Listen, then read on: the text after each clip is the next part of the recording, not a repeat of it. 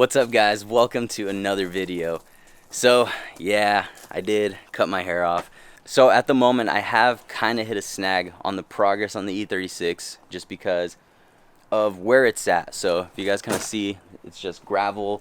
And if you guys have been seeing the last couple of videos, or if you haven't, I did get this thing jacked up over here and I got under it and I actually got stung by a scorpion under there. And yeah, that wasn't really fun. So what I really want to do to kind of like get this thing going, I want to get this thing over to the concrete just so I can actually like get it jacked up and actually like work on the things that I need to work on underneath the car kind of comfortably instead of like laying on gravel and getting stung by things, you know. So that is the plan for today. I really want to get the E36 out of the backyard and get it onto the driveway over there, but there is a big issue right now. This thing is in the way, and if you guys see, the wheel is pushed up against the wheel well, so that means the wheels don't turn and they don't spin. So that's kind of a problem because it makes it a little bit difficult to like just push out. So currently what I'm thinking of doing is just going over to U-Haul and renting one of those like little dolly trailers and then putting the front end, the wheels that don't turn, up on that dolly trailer, and then from there I can just kind of get it out of the way, move it out to the street if I have to. Then we can worry about getting the E36 into position, and yeah, whatever, we'll get to it. So I'll get back to you guys once I actually have like a game plan, and yeah, let's get to it. Alright, so I just got back with the little dolly trailer. So yeah, I had to borrow my grandpa's truck just because on the 4Runner my flat plug that I had wasn't working, the turn signal wasn't working, so I just had to borrow my grandpa's truck and then got the dolly trailer. And then over here I have the CB7 jacked up from the front already, so hopefully that's enough to kind of clear it. If not, I could go up a little bit higher. But yeah, I'm just gonna get some help from my roommate Trey to kind of like help me out in pushing the car, guiding me and all that stuff. So I'm just hoping this is easier than having to like drag it out and pull it and all that stuff. So we'll see how it goes. Let's get to it.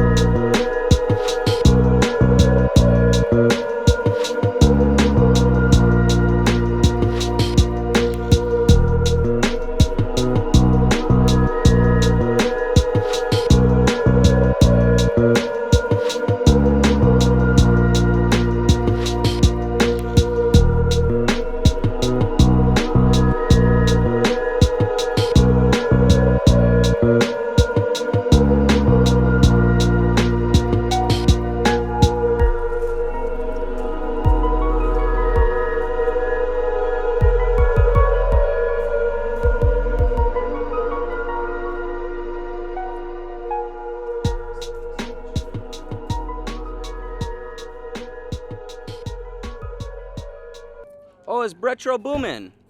Yo, peep the Crocs. Look at these fucking things, bro. Splash guard. All right. Who's got the rain jacket? Look, dude, the whole fucking shoe is a big ass pocket itself. This is where I can store my laptop. Whoa. All right, guys, so a little update here. We ran into a big issue.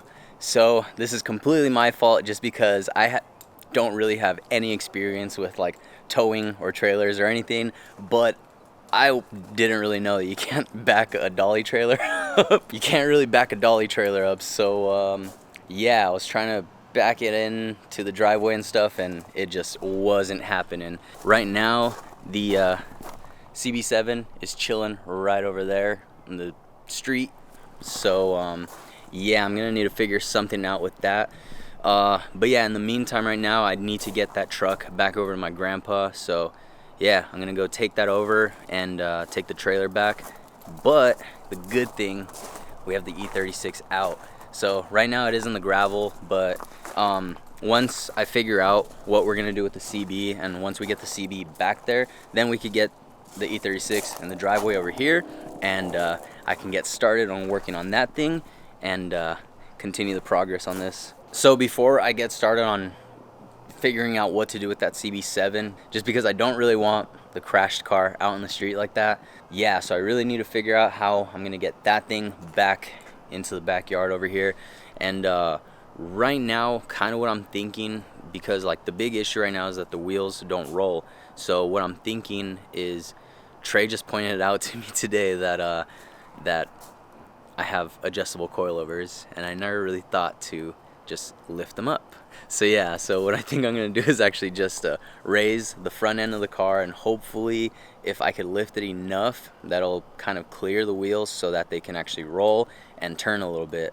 So if I could get it to that point and get the wheels so that they can roll, then boom, problem solved. We can just push it right back up or do whatever from there, you know. So but first I need to take this truck back over to my grandpa and return that trailer. So I'm gonna get that going and then get back to you guys with an update.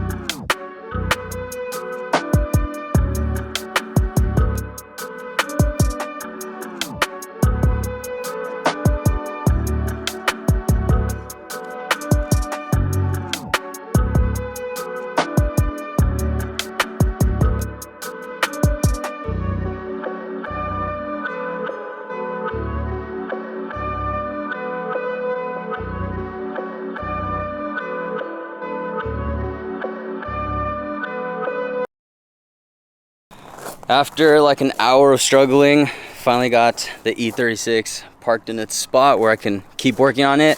And this one was a struggle over here, but finally got the CB7 in the backyard.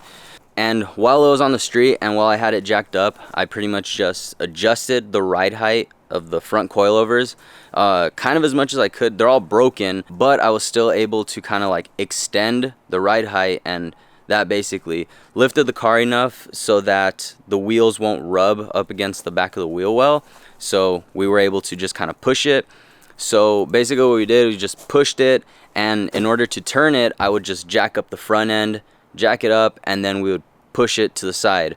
So we would just kind of turn it around like that, boom, and then we would just do that. And what really made this kind of annoying is the fact that the wheels are turning a bit. So the fact that it's turning a little bit, along with the pretty long wheelbase, it makes it suck because we, like, every couple of feet I would have to kind of like jack it up, readjust it. So the process did kind of suck. But hey, we got this thing back here now. But what I'm really excited about is the E36 finally being on the concrete, on solid ground. So this is gonna make it way way easier for me to be able to jack it up, get it on jack stands, and actually work underneath the car fairly comfortably. Just because I feel like I'm kind of on a roll here, getting things done. So I just kind of want to keep that ball rolling and get this thing running. So I'm super excited to have it on the concrete. And if you haven't been watching the last couple of videos, just know that I am focusing my attention on this car for now, just because in reality, I honestly think that I can get this car running way faster with way less effort. So I'm just trying to get this thing running so I could kind of have like a car in the meantime that I can have fun with and stuff like that while I start tearing this thing apart. And the plan for the CB7 and all of this is to basically just strip all the parts that I can out of it, like the 5-lug, the brakes, the engine, all that stuff. And then I'm going to be throwing it in the coupe back over there. So if any of you guys are wondering, I'm not giving up on the CB7. I have just been focusing my attention on the E36 just because I think I could get the E36 ripping and running a lot faster. So I just want to have something fun to be driving before I get started on this project, which I think this one might take me a long time again. So yeah. So yeah, I just really wanted something to hold me off so I won't go crazy. So at the moment, I'm not really sure what to do, just because the next couple things on the checklist are kind of gonna be their own videos. So yeah, I'm just gonna find a couple little things that I could get done here and there just to kind of finish this video off. So let's get to it.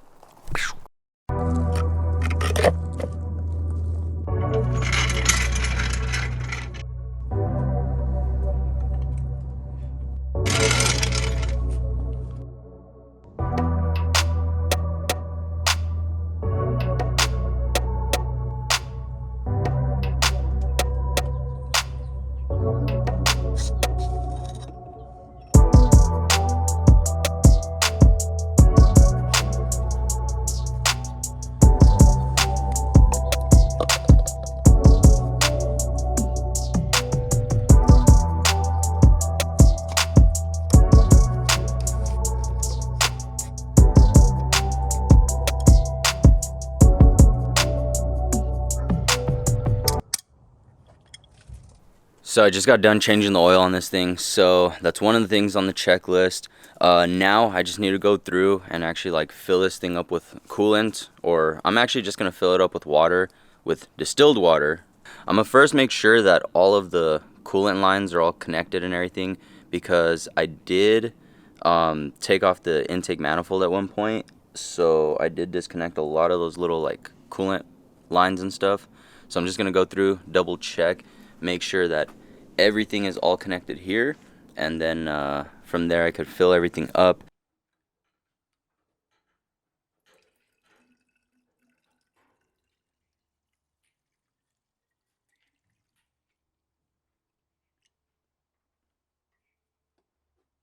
So a couple of days ago I did actually get like that like fuel line that was running over there, and I just drained out the fuel that was in the tank out into like a container, and I just got out all the fuel that I could. So the tank is pretty much empty at the moment. So another thing I need to do is just go through, get some new fuel, fill this thing up, and then we should be ready. And I don't know if I put this in a video yet, but I did have some issues with this fuel hose leaking, like the original one that was in here.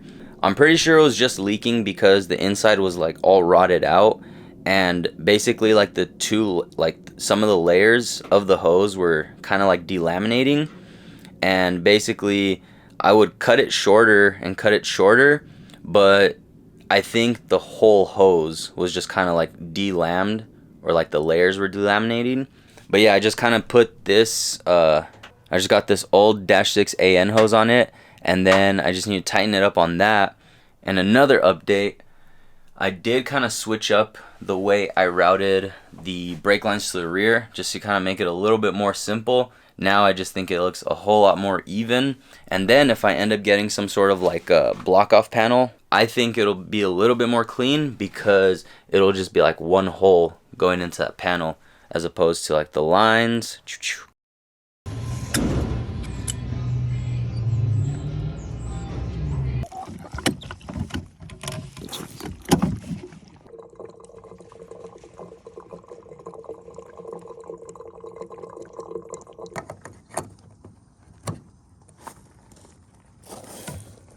Alright guys, so I think the checklist is all done. I got this topped off with some distilled water. I already changed the oil, and I just put some fresh fuel in this. So yeah, at this point I think I could start it and actually like let it warm up, let it idle, let it run, assuming I don't see anything that is concerning.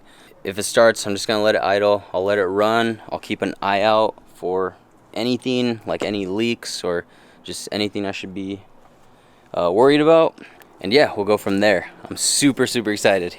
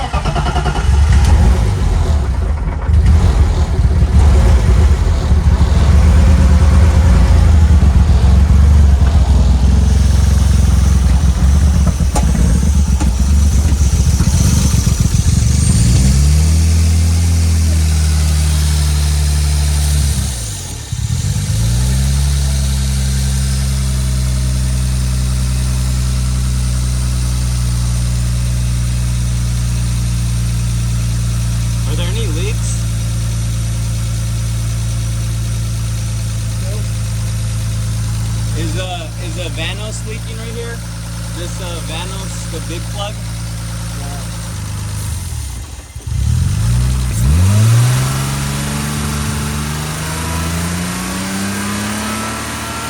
Hey,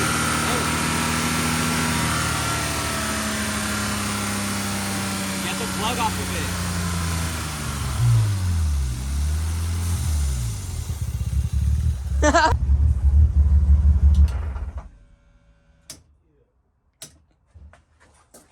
What's up? Oh yeah, it's cause I think the throttle cable broke. Yeah, that's right. The throttle cable's broken, so it got stuck right there, Yeah, huh? I was like, what the fuck? Dang. It got crazy there for a little bit, huh? Yeah. Yeah, so at first it wasn't idling. It wasn't wanting to idle, but it's just because of this big old open vacuum port that went to the brake booster. So yeah, I just need to plug that up. Boom.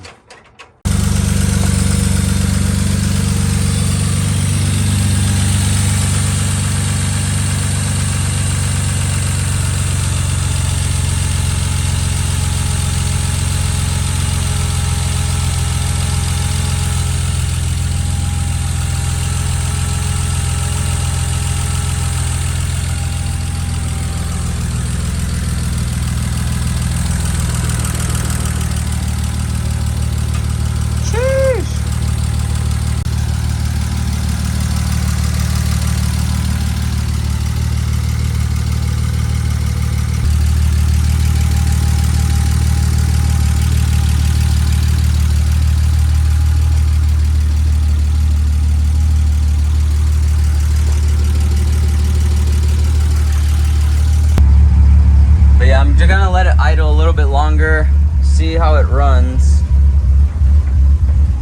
It is kind of getting sputtery.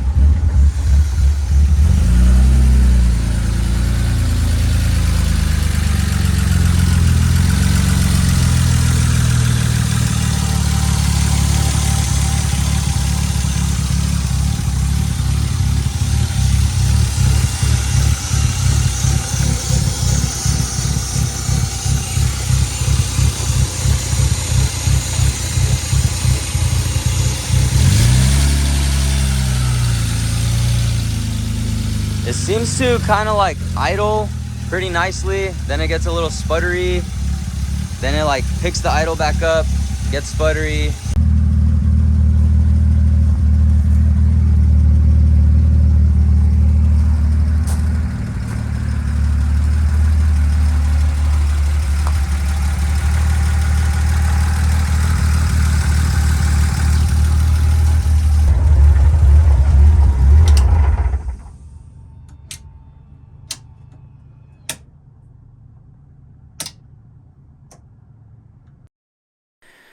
Alright, so I'm not too sure what I explained last night or what you guys could hear from last night, but basically I got the engine running and it was idling fine. Towards the end there, it did start to kind of like sputter and cut out, and the only thing that I could think of is it ran out of fuel. So one thing that is kind of a bummer so far is the cluster. Right now the fuel level gauge on the cluster doesn't seem to be reading right, because it's showing, originally when I first turned it on, it was showing like quarter of a tank. Then as it started to sputter and kind of like cut out, which I think that's when it went empty, it started showing half a tank.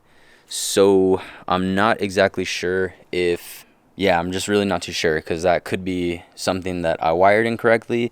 But what I'm thinking it is, I think it has to do with, if you go back there on the E36, there's two fuel level sending units. So there's one on the driver's side, one on the passenger side, and this side has a fuel pump and fuel level sending unit. That side has a fuel level sending unit. If you guys look at the wiring diagram for the E36, you'll see that the fuel level sending units are actually kind of like tied in, or like on the same circuit as the speed sensor.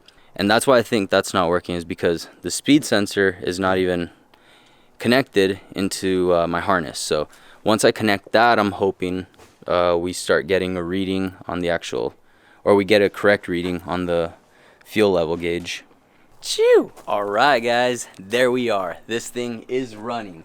It definitely isn't perfect. There are a little bit of things here and there that I need to address, like that throttle cable. I'm sure you guys saw that. It just started revving to the moon all by itself because that throttle cable did kind of break and it got stuck.